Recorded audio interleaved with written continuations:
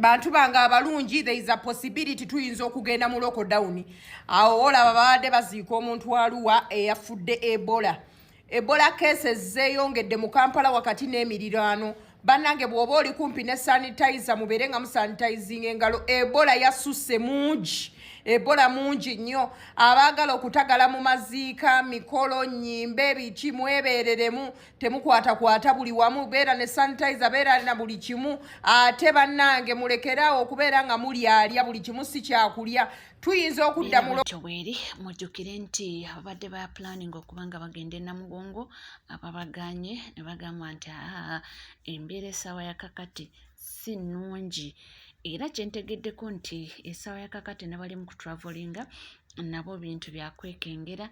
Olina essaawa yonna nti twandibanga tugenda mu lockdown.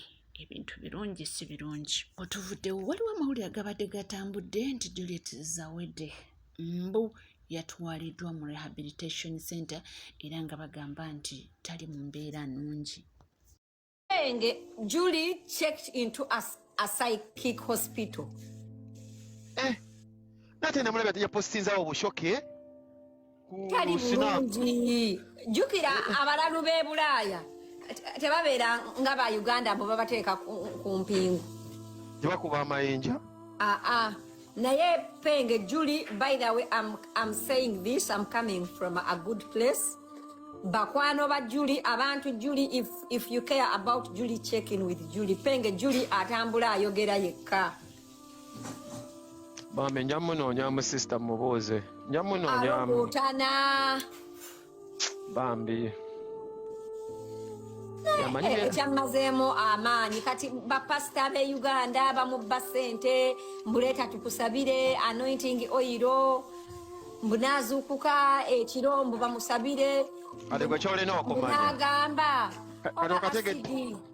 oba asidi ayina bye yankola Julie nga lwaki mazima mbeera nkusuula eddalu bwe kiba kituufu olina okuba omukazi omugezi senga asidi olina okuba nga wabazeewo dde obazeewo. Omwami gwalina wakabira ki?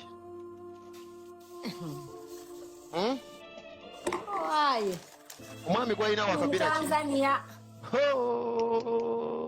Operation twala bya bugagga.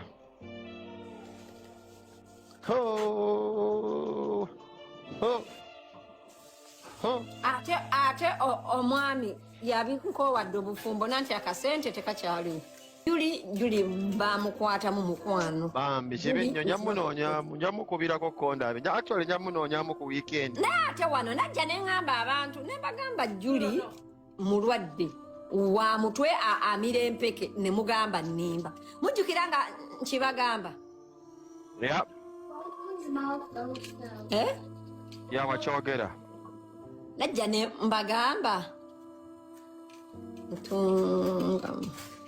Najja ne bagamba omukazi amira eddagala era bw'atalimira tategeera. Asambajjizza amawulire gano ng'agamba nti ye talina buzibu era tebamutwalangako mu rehabilitation center gyali bulungi nnyo era ndabyeko waliwo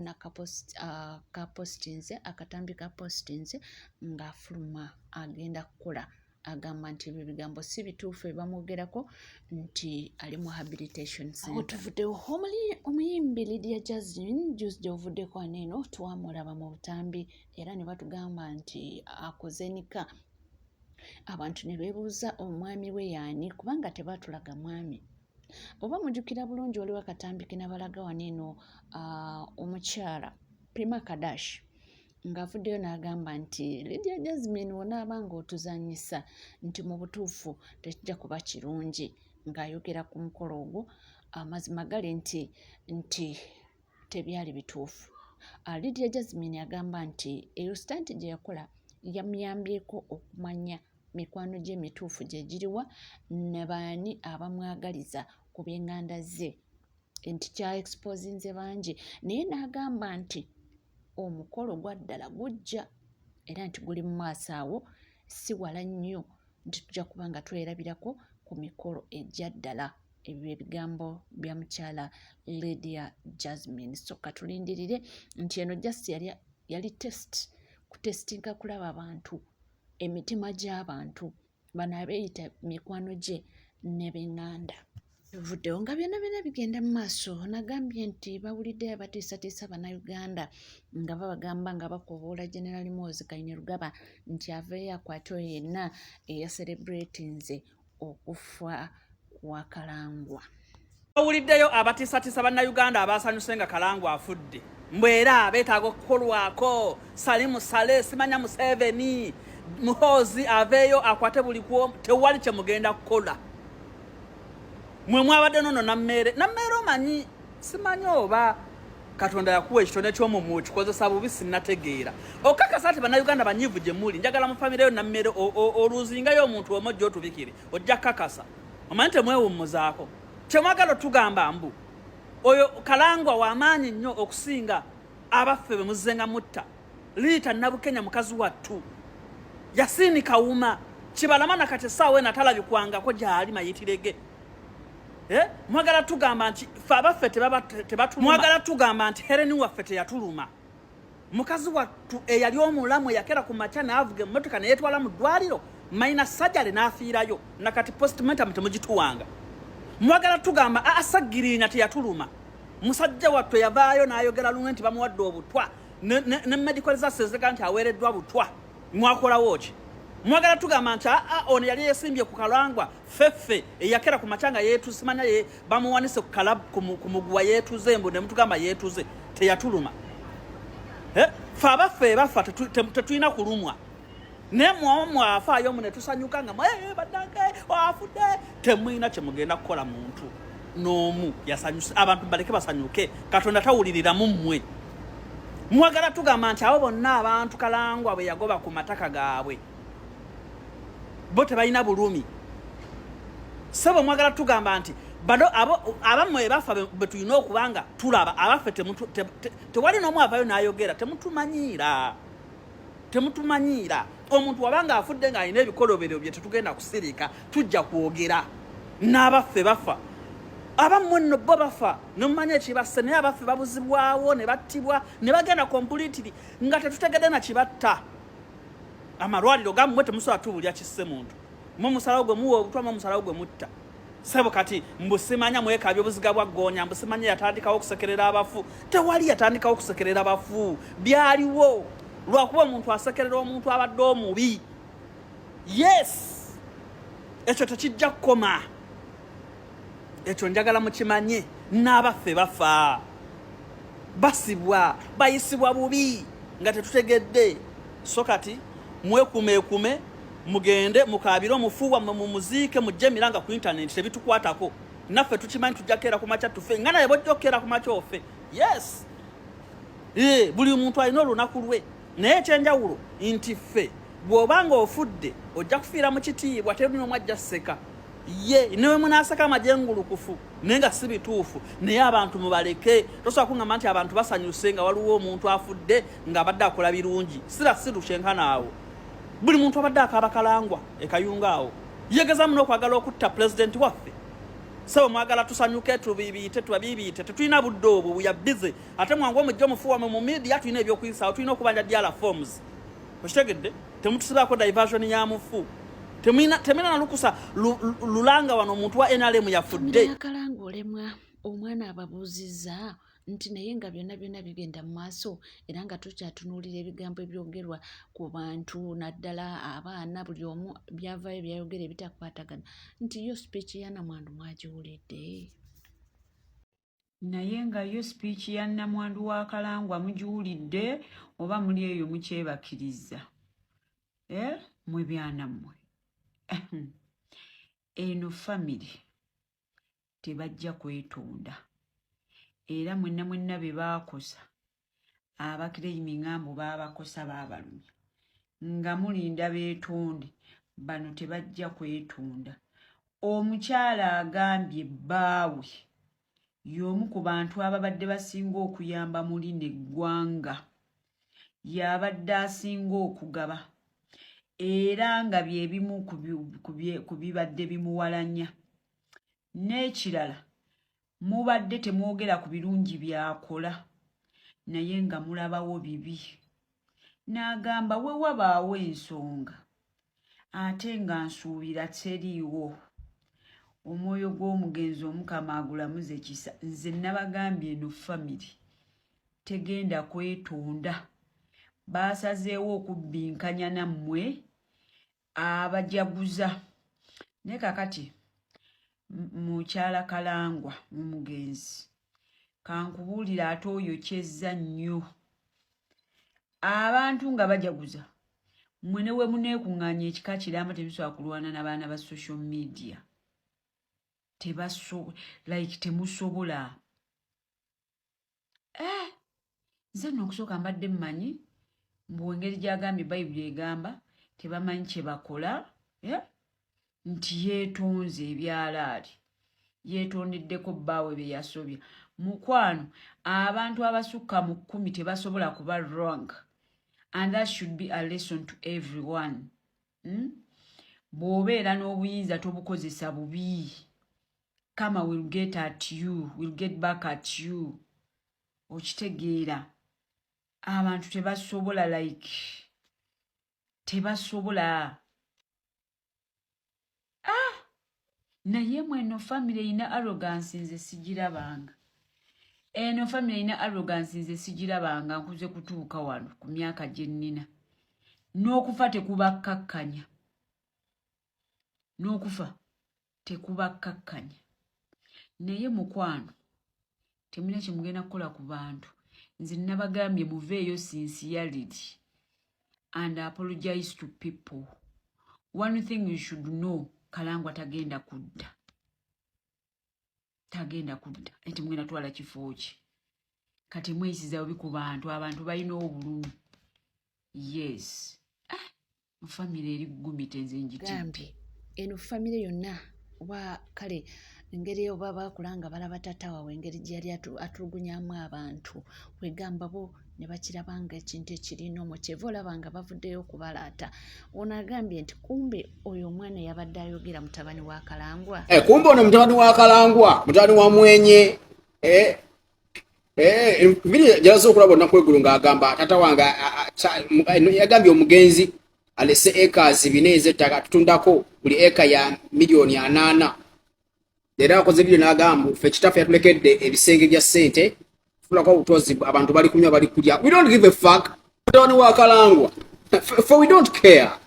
Tetufaayo mwina huge sums of money in your house. Mwina biki ekikulu Kalwanga yasiseemu bwe yabadde emmotoka emumalawo.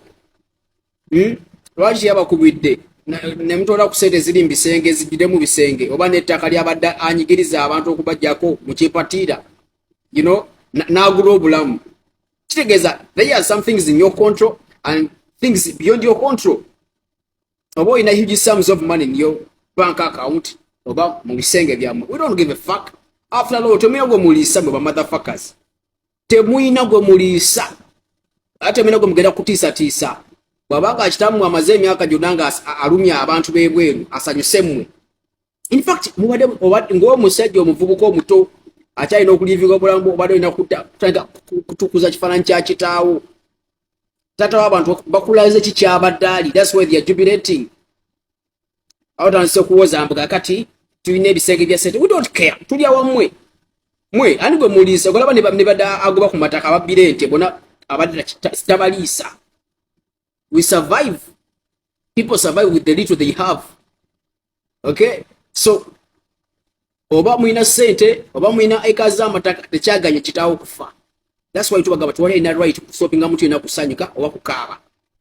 Okay? Abantu abamu bajja kubasanyukira nga abatamu bafudde because bamala emyaka mingi nga balumya abalala. Babanga abadde mulamu nga tawa kitiibwa balamu banne bwafa. Tewali muntu agenda kuwa kitiibwa mulambo gwe. Period. Kalangwa's family, we don't give a fuck about anything about you. Whether you have money, whether you have hectares of land, we don't care. Tetuli awammwe. Ekikulu kiri nti taata ensi etegedde kitaammwe kyabadde akola ki? Kyabadde ali. Ekyokukola tutereeza kifaananyi kya kitaawo gwe muvubuka. Sudan kukwasaamira arrogantly mbu tulina ebisenge bya ssente eka z'ettaka. Kitaawo teyabirese. ekikulu baana mmwe babakuza muli arrogant nnyo babakuza mulowooza buli kintu mwina kirabira musaidi yammwe ensaawo si weekoma ate kyabanyiza nnyo ekyokuba nti abantu basanyuse nnyo nga kitamu afudde kyekyo yes mwina sente zammwe mwina amataka naye essanyu tewali eno famire ya kalangolemwa naye abantu bavuddeyo kubaanukula nti ebyo byonna bye mujaganya mu butuufu mu kaseera ng'ako nga taata wammwe afudde ne mutandika okulangira abantu nga bwe mulina ssente olumbi lwa taata wammwe si lwakusondera era abajaganya mujja babalageko ku ttaka mujje mulabe ebyobugagga taata wammwe byabalekedde byewuunyisa namwandu yekka ebigambo byayogera byonna biri awo biwanda kale awanda muliro awo wetuli awo tuveewo omukululizi Abraham Lozi jjukira ono yali yeegwanyizaako entebe ye Kampala Central yali agyetaaze naye tekyasoboka essaawa ya kakati gyali ye Nakaseke ali mu mirimu gye yasanga emikwano gye obwana obuto era mwena abaze bamufolowinga ndowooza mumulaba ayina emboozi buli obwana bunyumya bambi naye ayina information gyabujjamu mu kunyumya kuno mu kunyumya nnyo nabwo olabira ddala nga ayina information gyabujjamu era essaawa kakati etwogerera abantu batandise okubanga bagamba nti ayina ebifo byasaana azini gavumenti erina okubaako ekifo kyemuwa kubanga nti guno omulimu agukoze bulungi era bamu batuuse n'omusaba nti aleme okubenga asigala mu disitulikiti emu yeetoolooleko mu disitulikiti ez'enjawulo abe nga akola omulimu gwe gumu guno. Honorable Abraham Luzi tubadde tukusaba guno omulimu ogendenga okukola buli disitulikiti y'omu Uganda ogendenga ogukola tosigala Nakaseke wokkaawo buli disitulikiti ogendenga ogukola kuba bino ebintu bye muli mu kwogerako ne kabineeti yeeyo bye bifeesingibwa bannayuganda bonna waliwo abantu abamu abeebakira ku mirimu kati buno obudde RDC ng'avuddeyo kitegeeza singa teyabadde vidiyo yo n'abo abaana bo bannakamya RDC teyalize bachairman tebaalize naye ng'ensonga babadde bagimanyi so Mr. Luzi ffe tukusaba nga bannayuganda abalumirirwa abaana baffe abato tukusaba ogende mu maaso ng'okyalira ku buli disitulikiti olabe ebizibu ebiri mu masomero naddala amasomero ga gavumenti naddala ga primary tujja kufuna solution kuba omwana tagenda kusobola kusoma kuyita nga toyi z'agendamu ate zigenda mulwaza obulwadde omuzadde talina sente za school fees naye ate omwana amaliriza afunye obulwadde ng'ate omwana yeetaaga sente z'omumujjanjaba. Honorable Abraham Luzi tukusaba genda mu maaso gwe MP waffe wadde bannakampala tebaakuwa kalulu ne gwe MP wa Uganda yonna nenga nyongero bajjukiza mwena temwerabira JS kupankaddemu ne ku UK Mall bakolaki batunda ngatto oyagala ngatto kika kigenda bugenzi ku JS kupankaddemu ne ku UK Mall ofune ngatto. Ono takomyewo nasaba ne Minister owa Education oba Ministry yonna nti omukulu ono bamuwa omulimu. Minister of Education and Sports tubadde tubasaba Honorable Abraham Luzi mumuwe ekifo nga yakulira ba DEO mu Uganda yonna. Honorable Abraham Luzi tubadde tubasaba mumuwe ekifo nga yakulira ba DEO ba District Education Officer bonna mu Uganda era nga akkirizibwa okulambula Uganda yonna ku nsonga z'amasomero n'ez'obuyonjo.